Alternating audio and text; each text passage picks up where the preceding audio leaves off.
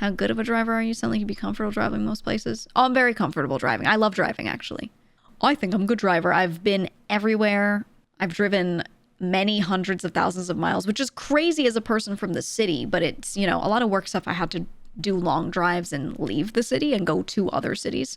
And I would just drive them half the time instead of taking flights, because I would be able to take calls and things while I was driving and still get some work done. So I would just drive it most of the time, or train sometimes. And as long as it was on the East Coast and it wasn't like Atlanta or beyond, I would usually drive it. So I've driven to, like, you know, as long as it was, I think down to South Carolina, I was cool driving to. And then when it got farther, I was like, yeah, I don't want to do this drive anymore. I'll fly. But yeah, I would do it a lot. But I like driving a lot. I do. I enjoy it.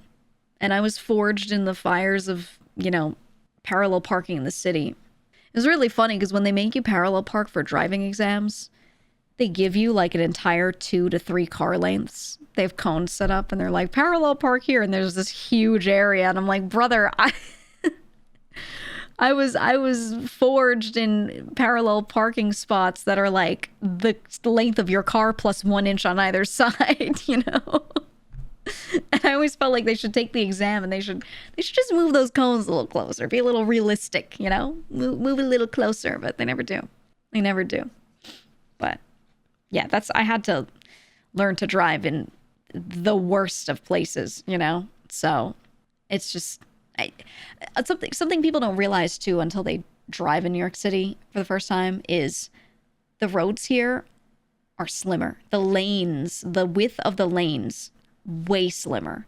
Anytime I drive anywhere else in the country, I'm like, wow, these lanes are huge. You could fit like 2 cars in this lane because they are what they are. In New York City, the lanes are the width of your car plus like a few inches, you know, a few inches on either side. You do not have much room between you and the other cars next to you. So you get used to that, you know? And I find that that's totally fine. If you just follow the lines and you're going forward, you're fine. It's not that crazy. But anytime I'd have a friend who would be driving in from somewhere else, they would freak the fuck out. And they'd be like, what's with these roads? And they'd be clutching the wheel and they'd be like zoomed in, you know, leaning forward to look because they're trying to be so aware of the lines. And I'm thinking to myself, how are you just not hyper aware of the lines at all times? But it's because they don't have to be, you know? So I'll usually be like, just let me drive. Just swap, please. Pull over, please. I get so frustrated watching other people drive who are not used to the city. And they're like freaking out about the lanes. And they're complaining about everything. They're like, I don't even know where to go. There's like 3 ways to go. And I'm like, yeah, because there's a lot of roads, idiot, you know? I just take the wheel. I just tell people to swap with me because I can't. I get so mad. I get so mad at them. Lots of people center themselves in lanes and not the car. Yeah. It's one of those things where, again, you don't have to when you have really wide lanes, you know? You don't have to. Your dad tortures you whenever you visit and forces you to drive. Good, you should drive. You should. Oh, God. For your license exam, the parallel park, they had... the house you're parking in front of had a kid's birthday party, and they were all looking at you. Oh, yeah. That's good. Oh, man.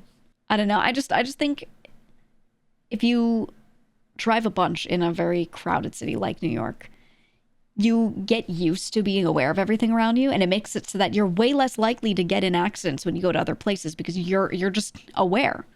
I felt like when I would drive in other places, like someone was saying the Maryland traffic was the worst. I agree, because I feel like a lot of the people down there are not aware of what's around them at all.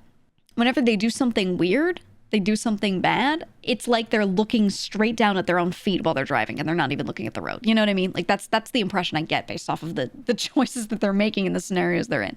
And I don't know. This is on average. There are plenty of people that can be in these places and drive just fine. And plenty of people in New York that can drive like shit. But overall, the average, like, you just have to be better when you're in a city. Because smaller mistakes, they're actual consequences, you know? So, I don't know. I feel like everyone should have to go through the gauntlet. I just want everything to be fully self-driving. And for people to not be doing shit because they keep fucking it up. But also I like driving, so I want to keep driving. I don't know. I don't know. When going through New York City, you felt weirdly comfortable on a motorcycle versus driving in a car. There's a lot more. Yeah, there are a lot of motorcycles and e-bikes and things too. Little like mopeds as well in New York City. I really hate though that a lot of those people just ride up the lines. So you'll have like 3 lanes of traffic with cars going slowly, and then someone who will just have a motorcycle will go in between the cars in the middle line and just go. And I'm like, brother, don't. Yeah, fully lane splitting the whole way down. And it just, I hate it. Like just treat yourself as a car. I get that maybe if you're trying to make a certain transition more easily, you can do it, but don't just ride like that the whole time. It's the worst. It's legal there, unfortunately. No, it depends on where you are. People think it's legal like everywhere in the city, but it's not. It's actually not. But they're also, New York has kind of brutal rules with it in general. You're allowed to do some more things, but if you get hit and you were doing that thing, you're at fault automatically. For example, you're allowed to jaywalk. You are allowed to jaywalk. You don't have to wait for a red light and a walk signal to go. But if you are jaywalking and you get hit because you're walking through active traffic, you're at fault. You know what I mean? So I'm cool with it. I'm chill with it. I don't mind it. Is there no speed max on lane splitting? There's supposed to be, but people don't follow it. They don't. They do not. Never ever. Thought New York was a no-fault state. It depends.